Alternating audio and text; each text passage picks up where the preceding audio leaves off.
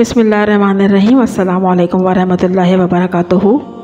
आज की ज़ेर नज़र टॉपिक हुज़ूर पाक सल्लल्लाहु अलैहि वसल्लम और उनकी अंबिया कराम से रिलेट करता है। क्या आपने कभी सोचा है कि अंबिया कराम आखिर बकरियां क्यों चराते थे? अंबिया कराम जैसे मुक़द्दस हस्तियों को बकरियां चराने का हुक्म बिलाखिर क्यों दिया गया? ख़ातिमुन नबीयीन इमामुल अंबिया हुज़ूर पाक सल्लल्लाहु अलैहि वसल्लम ने भी बकरियां चराईं और घर में बकरियां रखने का हुक्म भी दिया। इस हुक्म की असल वजह क्या है और क्या है इसकी हिकमत? बकरियां पालने और घर में रखने की क्या फ़जीलत है? और आज की वीडियो ही हम इसी से शुरू करते हैं कि अंबिया कराम और बकरियों की निस्बत और मोहब्बत के हवाले से कुछ ईमान अफरोज़ मुदल्लिल मालूमात फ़राहम करेंगे और कुछ वाक़यात भी बयान करेंगे।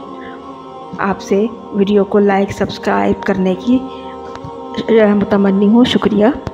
अगर नए व्यूवर्स हैं तो प्लीज़ चैनल को सब्सक्राइब ज़रूर कीजिए, लाइक ज़रूर कीजिए। आपका एक लाइक एक सब्सक्राइब किसी को आगे बढ़ने का मौका दे सकता है। आपकी हौसला अफजाई की बहुत ज़रूरत है, शुक्रिया। सही मुस्लिम के मुताबिक सैयदुल अंबिया हुज़ूर पाक सल्लल्लाहु अलैहि वसल्लम का इरशाद पाक है कि अल्लाह ताला ने जितने भी अंबिया कराम भेजे हर एक ने बकरियां चराई हैं। सहाबा कराम ने अर्ज़ किया कि या रसूलुल्लाह, क्या आपने भी? तो आप सल्लल्लाहु अलैहि वसल्लम ने इरशाद फरमाया कि हाँ, मैं भी अहले मक्का की बकरियां कुछ उजरत के तौर पर चराया करता था। बाद मुफस्सिरीन और उलमा कराम ने बकरियां चराने के बाद अहम वजूहात भी बयान की हैं। यानी अल्लाह तबारक तआला ने बकरियां चराने के अमल को भी और उसकी प्रोसेस को भी ऐसे औसाफ में पैदा किए जो एक नबी में लाजिम होने चाहिए, क्योंकि एक नबी ने कौम की क़यादत करनी होती है और कौम में हर तरह के लोग पाए जाते हैं, बाग़ी, सरकश, फरमाबरदार, नाफरमान, हर तरह के।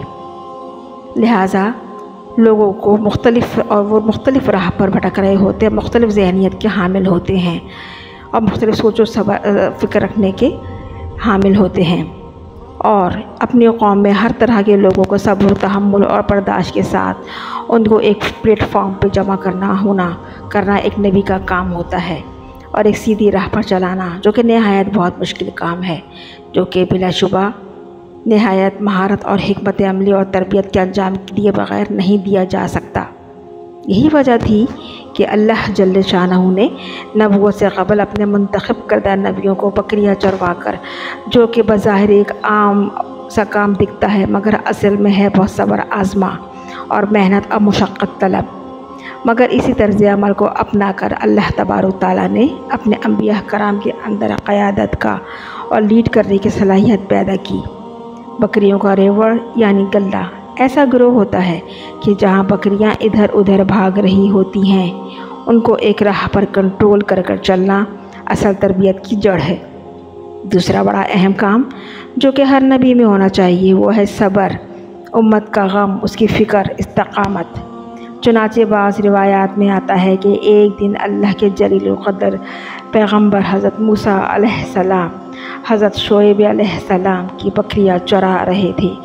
यहाँ ये बात वाज़ेह है कि अल्लाह के पैगम्बर हज़रत मूसा अलैहिस्सलाम ने 10 साल तक अल्लाह के दूसरे पैगम्बर हज़रत शोएब अलैहिस्सलाम की बकरियां चराईं। एक दिन का वाक़या है कि आप बकरियां हस्ब मामूल चरा रहे थे तो एक बकरी अपने रेवड़ से निकल कर भागी। हज़रत मूसा अलैहिस्सलाम उसको पकड़ने के लिए उसके पीछे भागे, मगर वो भागती गई और भाग के गायब हो गई। यहाँ तक कि हज़रत मूसा अलैहिस्सलाम के पाँवों पर भागने की वजह से और उस बकरी को ढूंढने की वजह से आबले पड़ गए।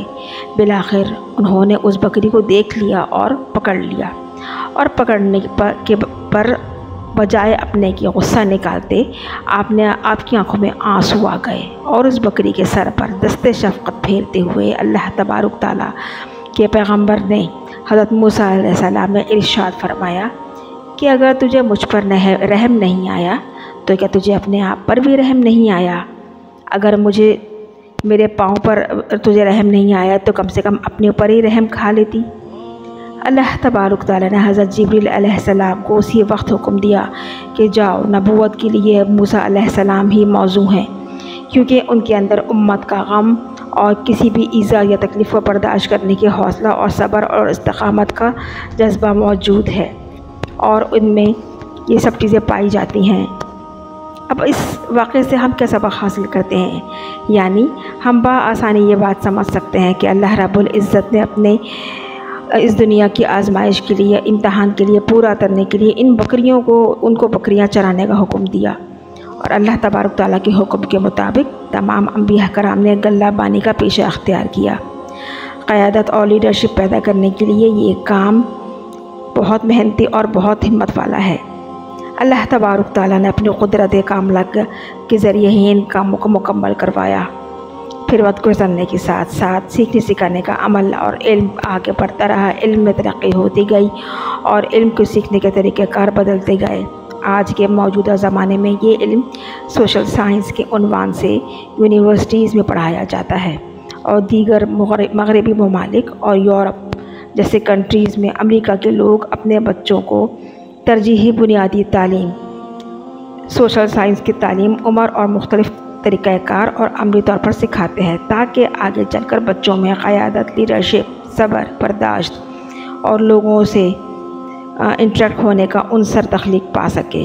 और इसी सोशल साइंस को मद्देनज़र रखते हुए परवरदिगार आलम ने अपने अंबिया कराम को अपनी यूनीक तालीम के ज़रिए बकरियां चरा के उनको वो इल्म सिखाया जिसे आज दुनिया सोशल साइंस कहती है। हुज़ूर नबी आला करीम हुज़ूर पाक सल्लल्लाहु अलैहि वसल्लम की मुताबिक नबूवत से क़बल तमाम अंबिया कराम ने बकरियां चराईं। यही असली हिकमत है। और बकरियां चराने से अंबिया के अंदर सब्र, वक़ार, बर्दाश्त पैदा होता है। ये गल्ला बानी या बकरियां चराना सब्र और इस्तिक़ामत की आदत पैदा करता है, क्योंकि बकरियां अक्सर रेवड़ में चलते हुए यहाँ से वहाँ बिखर रही होती हैं और उनको एक ग्रुप में मुनज़्ज़म करना रेवड़ का असल तरीक़ाकार है। और एक राह पर चलने से बेहद सब्र और इस्तिक़ामत बर्दाश्त चाहिए। इसी तरह अल्लाह के पैगंबर हज़रत याक़ूब अलैहिस्सलाम भी गल्ला बानी करते थे और उन्होंने अपने बच्चों को भी, अपने बेटों को भी गल्ला बानी पर लगाया। हज़रत यूसुफ़ अलैहिस्सलाम बचपन में अपने भाइयों के साथ गल्ला बानी पर जाते थे और बकरियों को, रेवड़ को चराते थे। और यही हज़रत यूसुफ़ अलैहिस्सलाम को उनके भाइयों ने जब कुएं में डाला तो ये वही वक्त था कि जब वो बकरियों को रेवड़ चरा रहे थे।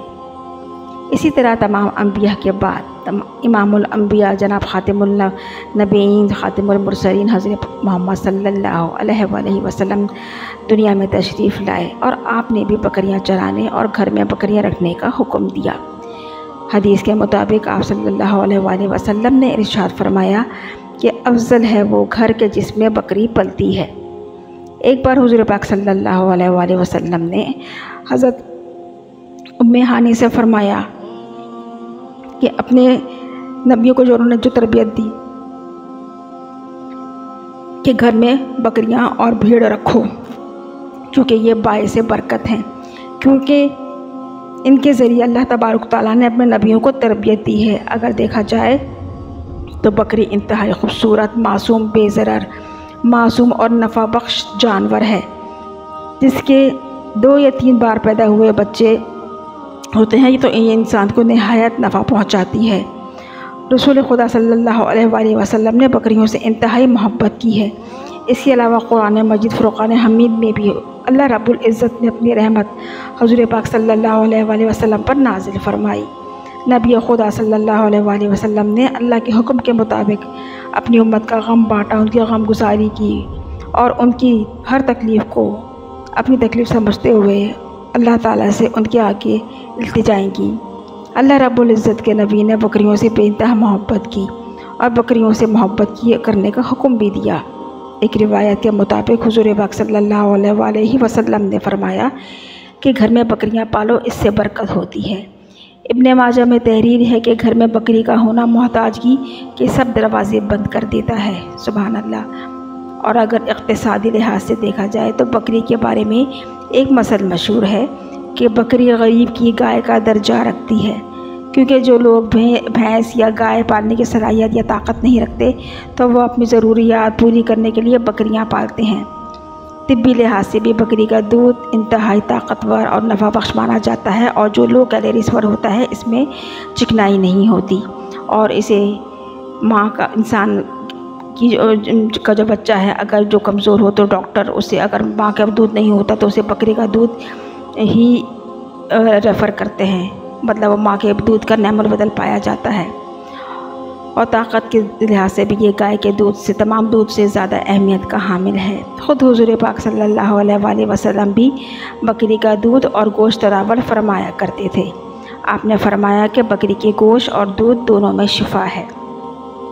अब यहाँ सबसे अहम बात ये भी करते हैं कि जिन्होंने नबूवत के, जिन मलून और जिन खबीसुद्दहर और लानती लोगों ने नबूवत के दावे किए, वो कादियान लानती मज़हब का बाने मलून जिसने दावा किया था कि इसने बकरियों से इसका कोई ताल्लुक़ नहीं रहा।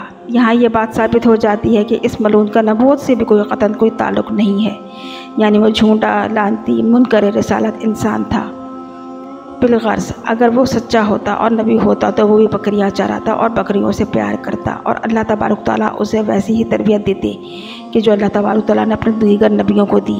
मगर वो ख़ुद साख्ता नबी बनने वाला मलून, उसने ख़ुद इस चीज़ का इकरार किया कि उसने एक महीना, एक हफ़्ता क्या, एक दिन भी उसने किसी बकरी के ऊपर दस्ते शफ़क़त नहीं फेरा।